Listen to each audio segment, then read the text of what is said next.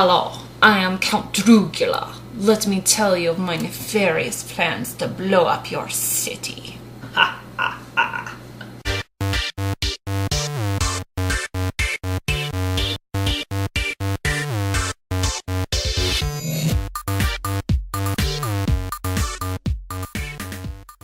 This Sunday, the WordNerds are doing our usual live chat, and this time it's on something I'm really excited about, which is writing realistic characters. So I wanted to jumpstart it off with something a little more specific and talk to you about writing realistic villains in YA.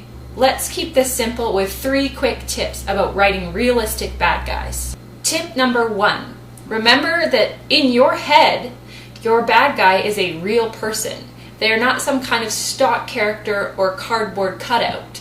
They have hopes. They have dreams. They do not think of themselves as a bad guy. They think of themselves as a good guy in their own story, the hero of their own story, and they must want something. That's why they fight for it. They just happen to be on the opposite side of your main character.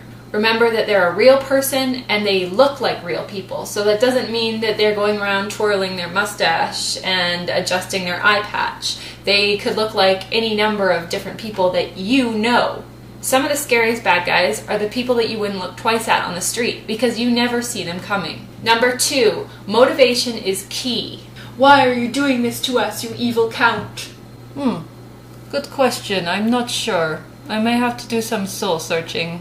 Remember that the bad guy has to have a realistic motivation. He or she is the hero of their own story, so what are they fighting for? Who are they fighting against, and who is the bad guy in their story? Evil never thinks of themselves as evil. Even Hitler didn't sit down on his off time and stroke his tiny little mustache and say to himself, "Boy, I'm good at being a bad guy." Tip number 3, no monologues. The monologue is classic.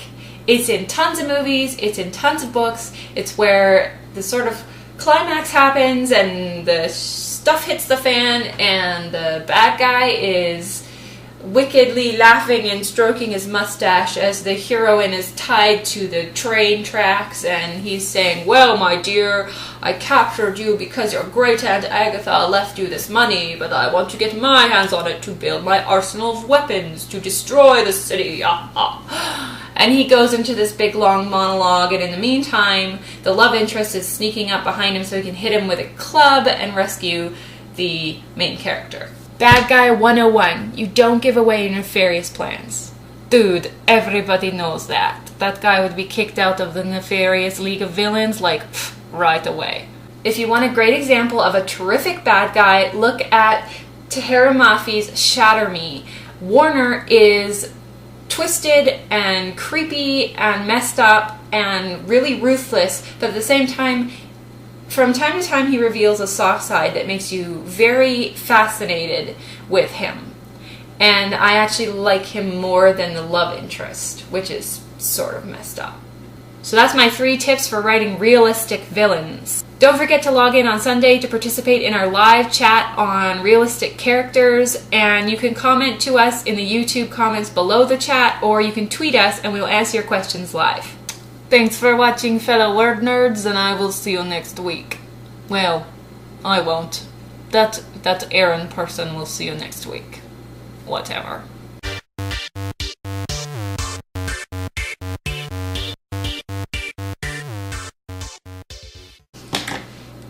Ooh, it's like a yellow mustache. Would anyone like a yellow mustache?